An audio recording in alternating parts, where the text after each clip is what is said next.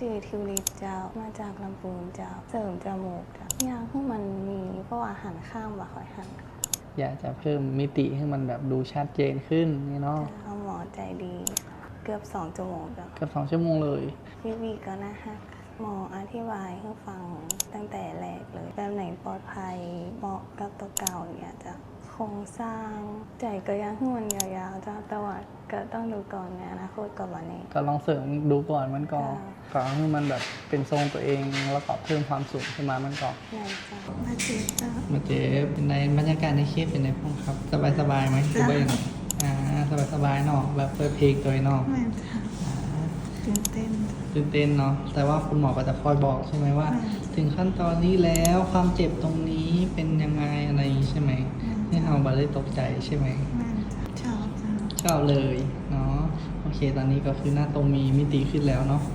แม่จ้ะ เหมันเตี้ยวไปเลยเนาะโอเคก็จะฝากประคบเย็นเยอะๆเนาะจะได้หายเข้าที่ไวเนาะขอเดี๋ยวมาติดตามวัน10 วันตัดไม้แล้วก็1 เดือนกันนะคะ